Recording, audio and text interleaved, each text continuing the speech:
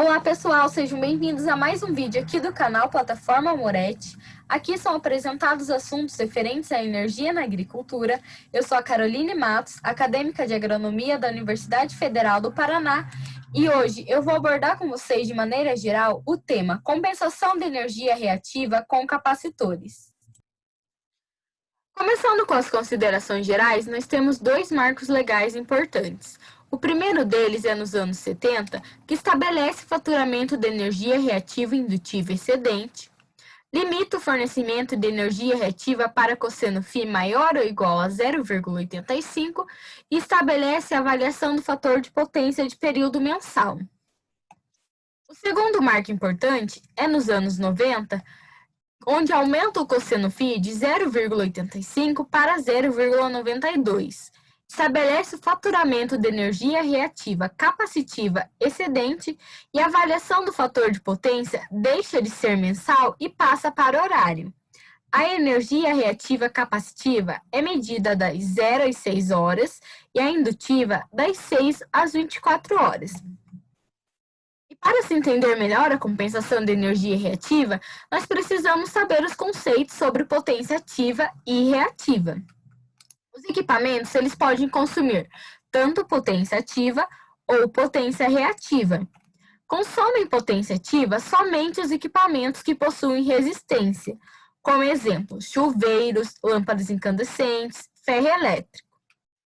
Consomem potência ativa mais a reativa e indutiva somente os equipamentos que possuem bobina, como exemplo, motores, reatores, transformadores e lâmpadas de descarga.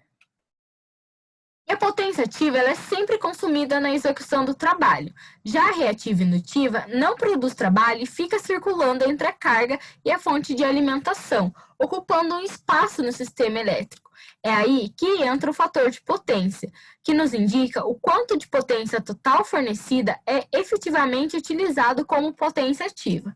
O fator de potência ele é representado pelo cosseno φ, onde é a potência ativa dividida pela potência aparente e nos dá uma ideia de eficiência de utilização da energia elétrica. É um fator adimensional onde valores próximos de zero indicam mau aproveitamento da energia elétrica e valores próximos de 1 indicam o uso eficiente da energia elétrica.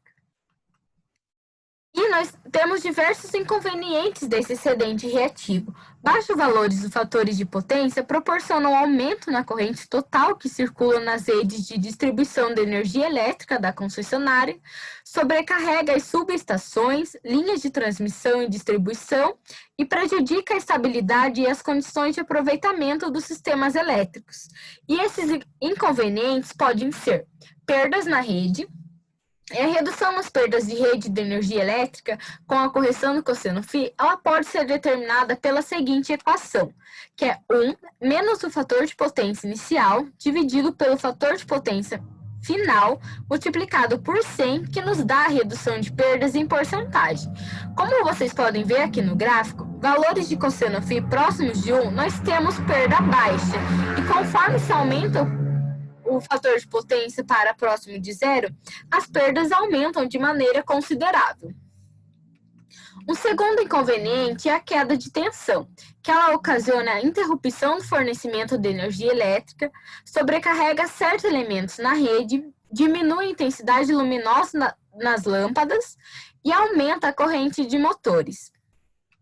Um terceiro inconveniente é a subutilização da capacidade instalada, que ao sobrecarregar numa instalação elétrica, a energia reativa inviabiliza sua plena utilização, condicionando a instalação de novas cargas que seriam evitáveis se o fator de potência apresentasse valores mais altos. Quais são as principais causas desse baixo valor de potência nas instalações? São motores e transformadores operando em vazio ou com pequenas cargas, motores e transformadores superdimensionados, grande quantidade de motores de pequena potência, máquinas de solda, lâmpadas de descarga sem reatores de alto fator de potência e um excesso de energia reativa capacitiva. E como a gente pode corrigir esse fator de potência? Ele pode ser corrigido de duas formas. A primeira é analisando e corrigindo as causas que levam à utilização excessiva da energia reativa na instalação, ou trabalhando com a realização de compensação de energia reativa com a utilização de equipamentos, como os capacitores. Em relação à análise das causas da utilização excessiva da energia reativa, nós conseguimos desligar os motores trabalhando em vazio, redimensionar equipamentos superdimensionados, redistribuir cargas pelos diversos circuitos, trocar equipamentos antigos e ineficientes que funcionem com baixo fator de potência. Se isso não for suficiente, nós entramos com o uso de equipamentos, que é a denominada compensação de energia reativa, que é comumente realizada com a utilização de capacitores que fornecem energia reativa, liberando parte da capacidade do sistema elétrico da unidade consumidora. Aqui na imagem vocês podem ver um capacitor e um banco de capacitores. É importante se atentar que o fator de potência ele pode ser indutivo, quando está havendo predomínio do consumo da energia reativa indutiva, ou capacitivo, quando está havendo predomínio do fornecimento da energia reativa capacitiva. E como a gente faz essa instalação dos capacitores? Existem várias alternativas para a disposição dos capacitores em uma instalação, cada uma delas apresenta vantagens e desvantagens, e a melhor alternativa dependerá da análise técnica da instalação. E as principais alternativas de instalação dos capacitores são: a primeira, uma compensação individual, onde o capacitor é ligado em paralelo com o motor elétrico ou outra carga indutiva. A segunda é a compensação por grupo de cargas. O capacitor ou banco de capacitores é ligado em paralelo com o circuito terminal, em que os motores ou outras cargas indutivas encontram-se ligadas. A terceira é a compensação geral. O banco de capacitores é ligado em paralelo com o alimentador geral ou circuito principal, que alimentará os demais circuitos elétricos da instalação e que se encontram ligados motores e outras cargas indutivas.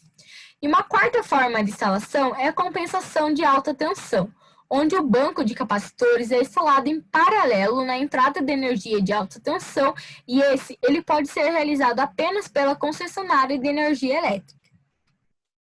E a instalação de capacitores, ela tem 3 tipos de banco para compensação de energia. O primeiro banco é esse amarelo, o banco A, que ele é um banco fixo com a utilização ininterrupta. O segundo banco é esse em azul, o B, que é um banco fixo ligado somente no período de atividade dos equipamentos ligados a ele ou de seu circuito. O terceiro banco, que é essa linha preta que oscila, é um banco automático continuadamente a quantidade de instalação. Nós devemos ter alguns cuidados para a instalação e a operação dos capacitores. A norma 209 da ABNT nos traz algumas precauções. A primeira delas é realizar a instalação dos capacitores em local com boa ventilação e espaço adequado entre as unidades. Como o capacitor ele retém carga por alguns minutos, mesmo desligado, se deve esperar algum tempo para religá-lo ou fazer o seu aterramento. Se deve aterrar os capacitores antes de tocar sua estrutura ou seus terminais. Na falta de dispositivos adequados de manobra sob carga dos capacitores ligados em alta tensão, utilizar o disjuntor principal para instalação e fazer a operação de liga e desliga do capacitor. E se deve evitar a energização simultânea de 2 ou mais bancos de capacitores para evitar sobretensões. Obrigada, pessoal, pela atenção. Até a próxima e fiquem ligados aqui no canal para mais dicas sobre energia na agricultura.